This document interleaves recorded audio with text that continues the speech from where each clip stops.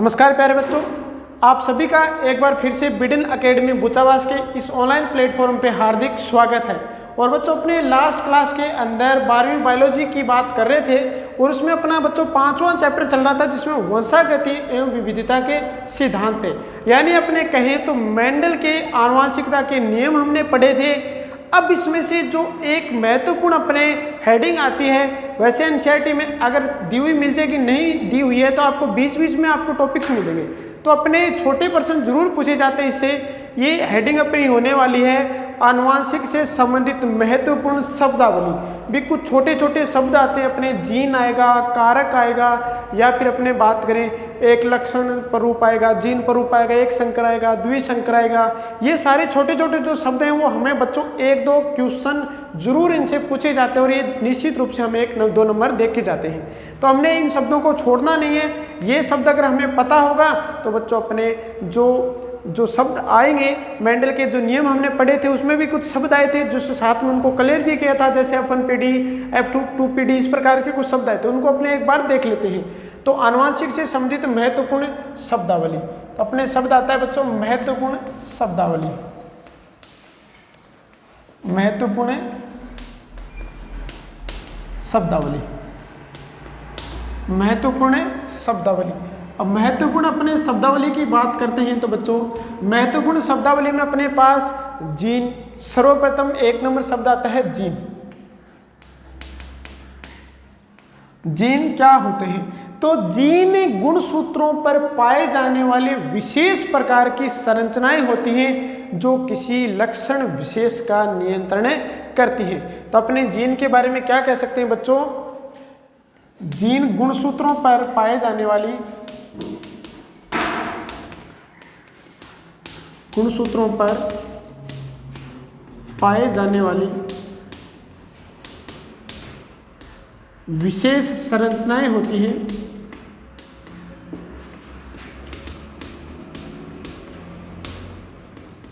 विशेष संरचनाएं होती हैं जो लक्षणों का नियंत्रण करती हैं। जो क्या करती हैं बच्चों? लक्षणों का नियंत्रण करती है। भी कहाँ पर उपस्थित हैं? गुणसूत्रों के ऊपर। क्या है? सूक्ष्म विशेष प्रकार की संरचनाएं होती हैं। कार्य क्या है? लक्षणों का नियंत्रण करना। जैसे कोई भी अपने लक्षण बाहर से, आंखों के कलर का एग्जांपल लिया था हमने। कोई माता पिता अगर उनकी आंखें नीले कलर की तो उनके बच्चों की भी जो आंखें वो भी नीले कलर की होती हैं। वैसे अपने आंखों की बात करें तो आंखें ब्राउन कलर की हो सकती हैं, ब्लैक कलर की तो लगभग होती है, या फिर ब्लू कलर की, 3 प्रकार की हो सकती हैं।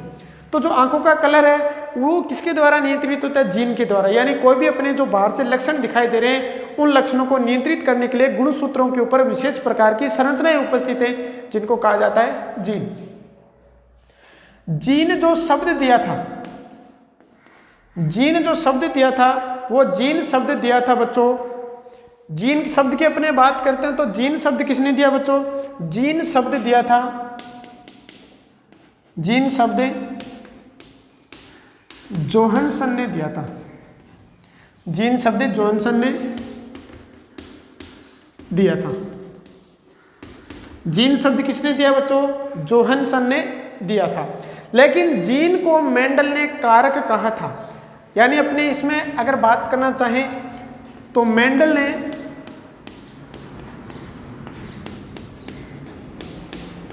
जीन को कारक कहा था। कारक यानी फैक्टर कहा था। अब शब्द जीन शब्द किसने दिया? जोहानसन ने। लेकिन मेंडल ने इस जीन को क्या कहा था बच्चों? कारक कहा था। ये हो गया अपना जीन शब्द पहला। दूसरा अपने पास इसमें वर्ड आता है जो महत्वपूर्ण शब्दावली अपने पढ़ रहे हैं आनुवंशिकता में काम आने वाली। दूसरा शब्द अपने पास आता है बच्चों F1PD। F1PD या फिर इसको बोलते हैं बच्चों प्रथम संतानीय पीढ़ी। प्रथम संतानीय पीढ़ी, F1PD या प्रथम संतानीय पीढ़ी। तो प्रथम संतानीय पीढ़ी क्या होगी बच्चों? जब 2 जनकों के मध्य संकरण करवाने से उत्पन्न होने वाली जो पीढ़ी होती है वो F1 पीढ़ी कहलाती है। यानी अपने इसमें कह सकते हैं दो जनकों के मध्य संकरण से उत्पन्न होने वाली संतति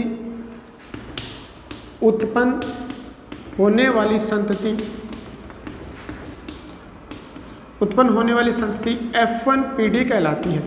उत्पन्न होने वाली संतति बच्चों क्या कहलाएगी? F1 पीढ़ी कहलाती है। क्या कहलाती है बच्चों? F1 पीढ़ी कहलाती है। भी दो संकर अपने पास दो ऐसे जनक हैं जिनके मध्य क्या करवा दिया? संकरण करवा दिया, उसको क्या बोलेंगे बच्चों? F1 पीढ़ी बोलेंगे। जैसे मेंडल ने, अगर मेंडल की बात करें तो इसने क्या करवाया बच्चों?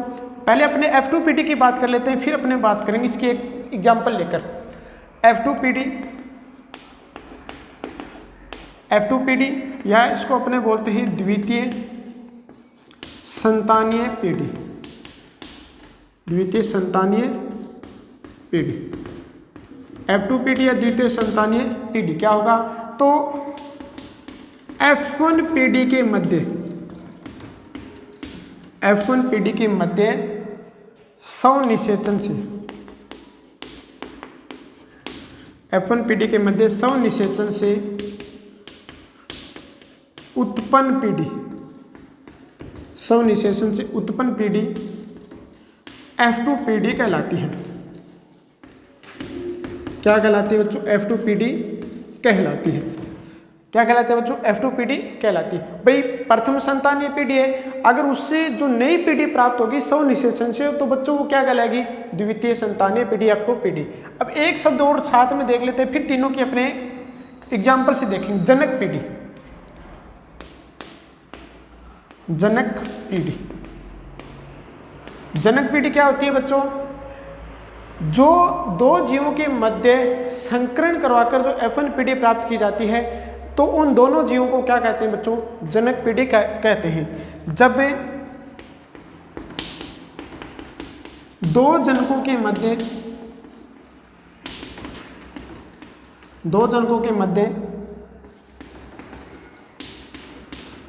संकरण करवाया जाता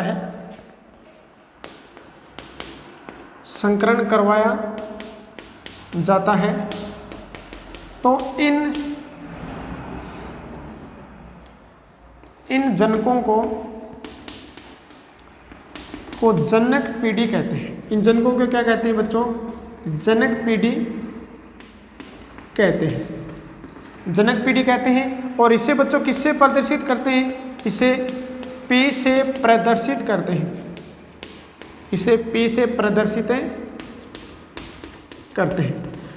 किसे प्रदर्शित करते हैं बच्चों? P से प्रदर्शित करते हैं। अब देखो एग्जाम्पल देखो, अपने पास पादप कैसा है? लाल पुष्प का है। कैसा पादप है बच्चों? या अपने मान सकते हैं अपने पास मेंडल के अनुसार अपने बात कर लेते हैं। मेंडल ने जो एग्जाम्पल अपने बताए थे उसी के आधार पर बात करते हैं। मेंडल ने पादप लिया बच्चों कैसा? गोल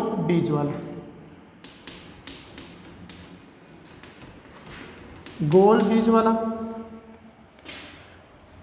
और साथ में झुर्रीदार बीज वाला। या फिर अपने जो सामान्य एग्जाम्पल अपने को मिलता है वही ले लेते हैं। अपने लंबा और बोना पादप ले लेते हैं।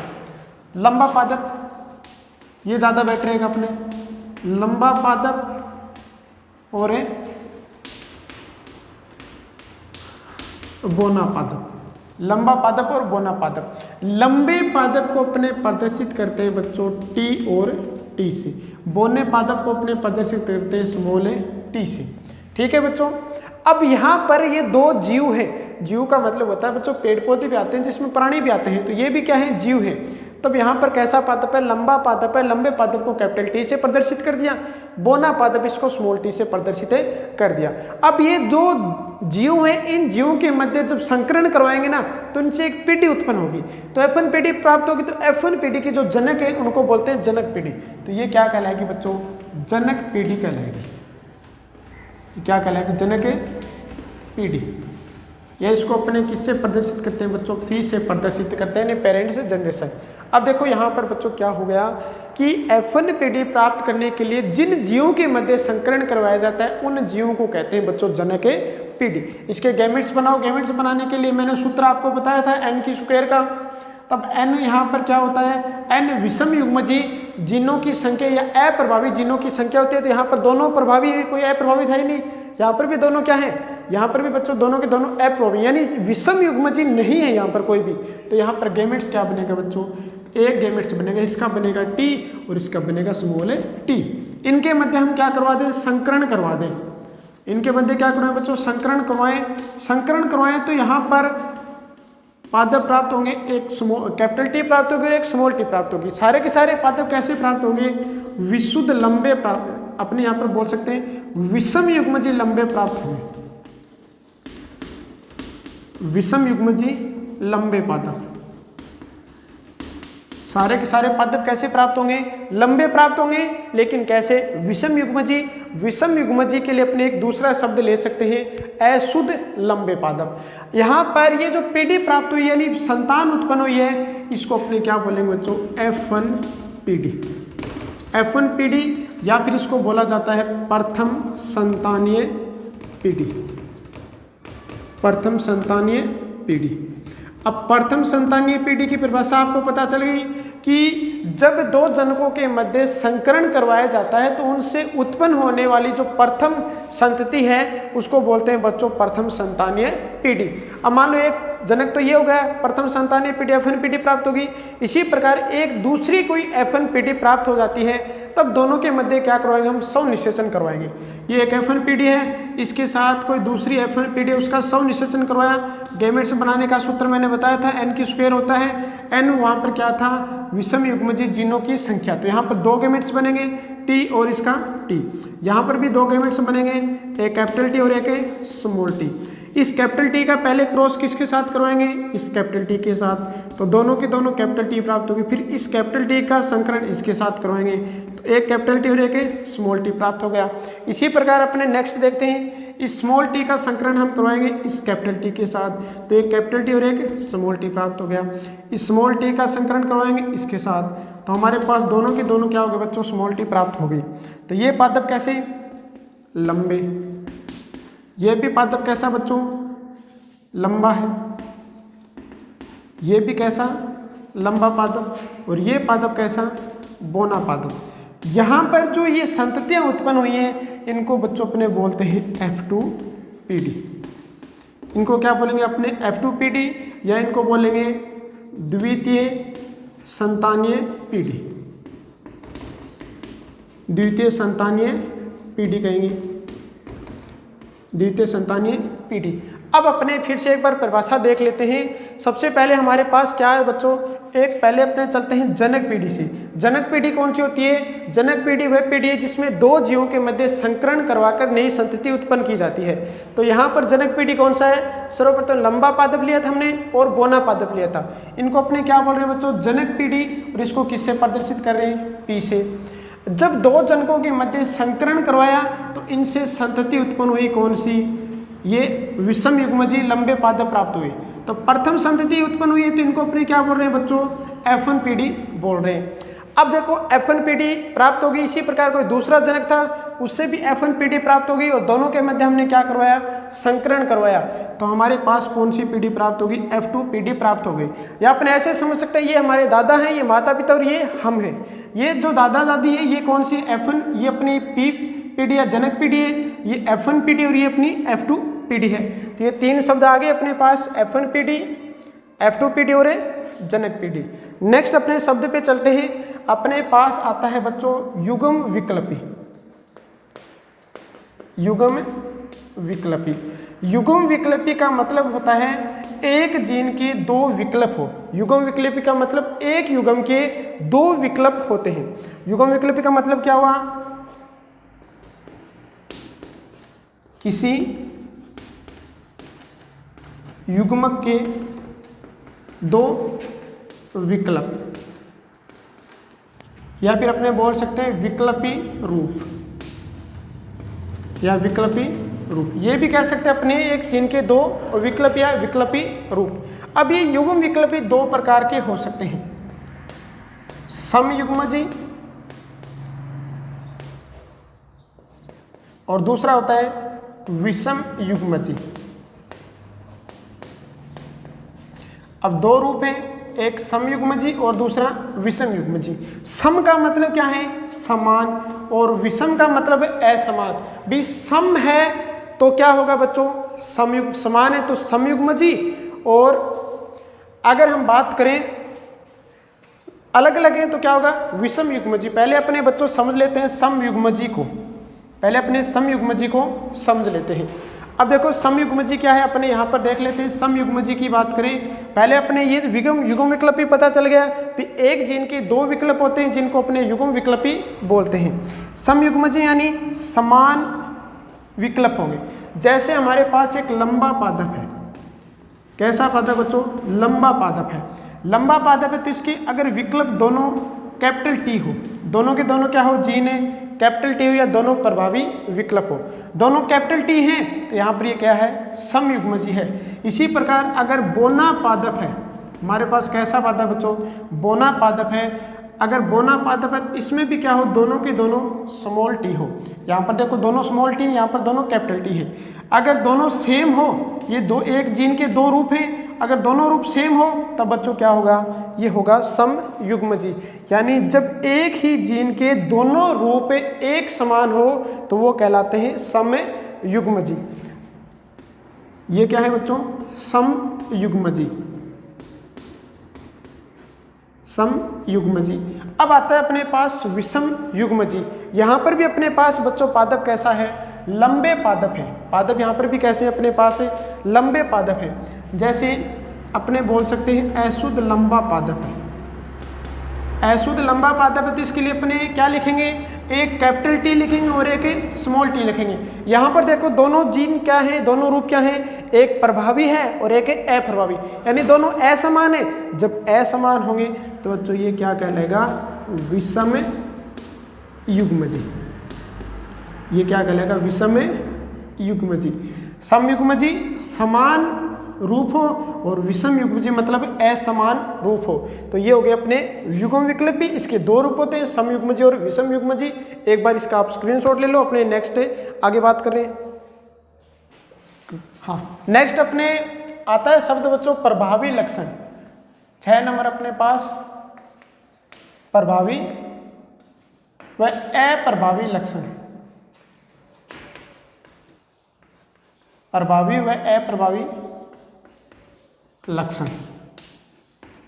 अब प्रभावी और अप्रभावी लक्षण कौन से होते हैं? वे लक्षण जो F1PD में प्रकट हो पाते हैं वे प्रभावी लक्षण कहलाते हैं, और जो प्रकट नहीं हो पाते वो अप्रभावी लक्षण कहलाते हैं। तो अपने बच्चों प्रभावी और अप्रभावी लक्षण की डेफिनेशन कैसे देंगे? तो अपने कह सकते हैं वे लक्षण जो F1PD में, वे लक्षण जो F1PD में प्रकट हो पाते हैं, प्रकट हो पाते हैं, प्रभावी लक्षण, व जो F1PD में प्रकट नहीं हो पाते, जो F1PD में प्रकट नहीं हो पाते,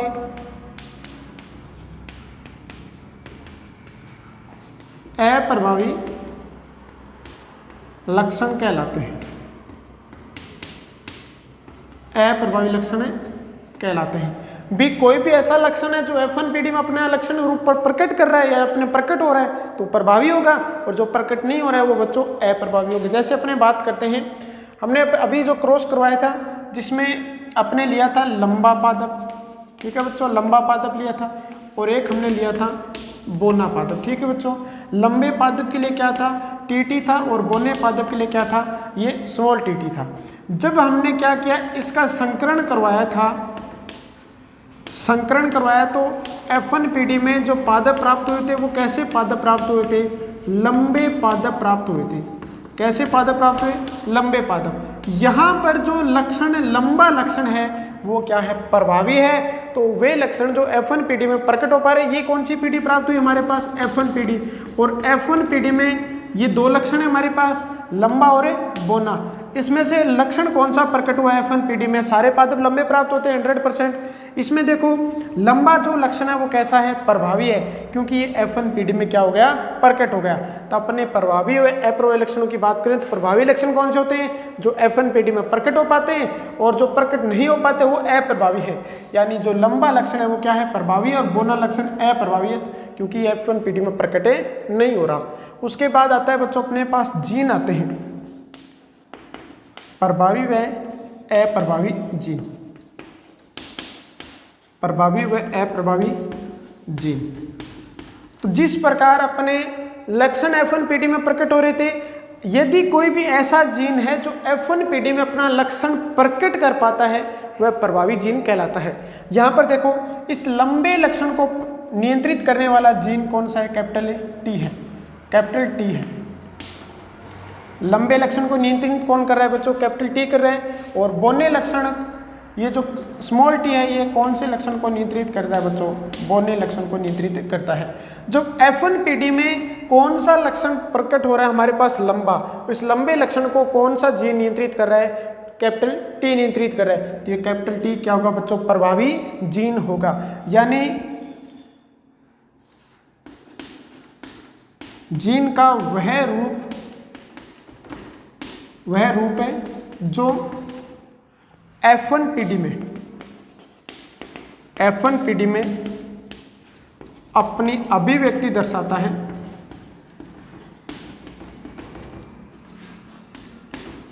अपनी अभिव्यक्ति दर्शाता है, क्या कहलाएगा बच्चों, प्रभावी जीन कहलाएगा।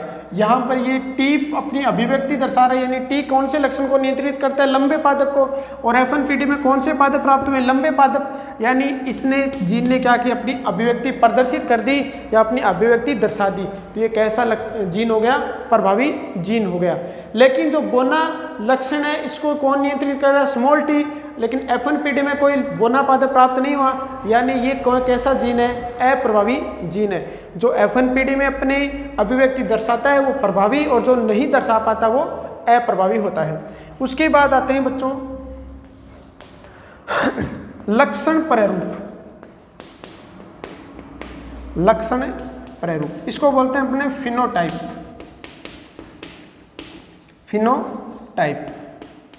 अब लक्षण प्रारूप क्या है, लक्षण तो आपको देख रहे हैं, वे बाहर से दिखाई देने वाले जितने भी अपने संरचनाएं हैं वो उसके लक्षण कहलाते हैं। और जितने प्रकार के हमें लक्षण दिखाई देते हैं वे क्या कहलाते हैं बच्चों, लक्षण प्रारूप या फिनोटाइप कहलाते हैं। यानी अपने कह सकते हैं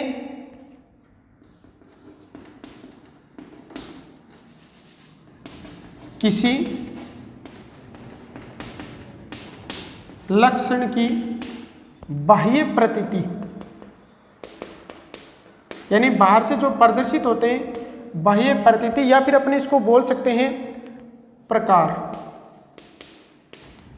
यानी जितने कोई भी लक्षण है वो बाहर से हमें दिखाई दे रहा है उसको अपने बोलेंगे लक्षण, और जितने प्रकार के लक्षण दिखाई देते हैं वो कहलाते हैं लक्षण प्रारूप। यानी इसकी अपनी सिंपल परिभाषा क्या दे सकते हैं बच्चों, अपने कह सकते हैं बाहर से दिखाई देने वाले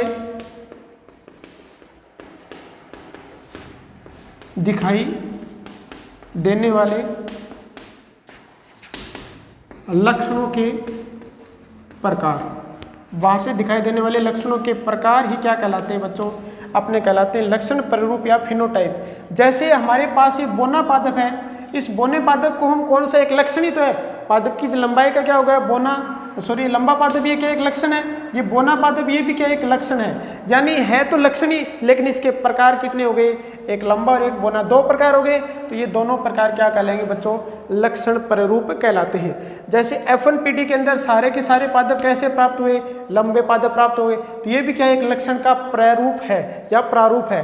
तो अपने लक्षण प्रारूप क्या हुए, बाहर से दिखाई देने वाले लक्षणों के प्रकार क्या कहलाते हैं, लक्षण प्रारूप। अब आता है जीन प्रारूप, जीन प्रारूप, या इसको बोलते हैं अपने जीनोटाइप, या इसको जीनोटाइप। यानी जीनों की आनुवांशिक संरचना या फिर जीनों की आंतरिक संरचना जितने प्रकार की होती है वो क्या कहलाते हैं, जीनोटाइप। यहाँ पर लक्षण रूप में क्या पढ़ा हमने, लक्षणों के प्रकार, और जीनोटाइप में अपने क्या पढ़ेंगे, जीनों के प्रकार, यानी जीन के विभिन्न प्ररूप को ही अपने जीन प्ररूप या जीनोटाइप कहते हैं, जीन प्ररूप कहते हैं। जैसे अपने ये एग्जांपल ले लेते हैं, यहाँ पर देखो, यहाँ पर जो जीन प्रारूप प्राप्त हुई, यहाँ पर टीटी प्राप्त हुआ है, टीटी, तो यहाँ पर एक प्रभावी और एक अप्रभावी जीन है। इसी प्रकार जब हमने इसके मध्य क्या करवाया, स्वनिषेचन करवाते हैं। जैसे एक ही अपने पास विषम युग्मज ये है, दूसरा विषम युग्मज ये है, इनके गैमेट्स बनेंगे कैपिटल टी और स्मॉल टी, इसका गैमेट्स बनेगा कैपिटल टी और स्मॉल टी। अब इसके मध्य जब संकरण करवाएंगे तो एक तो ये जीन प्राप्त हो गया, एक ये रूप प्राप्त हो गया, एक ये प्राप्त हो गया, और एक इस प्रकार से प्राप्त हो गया।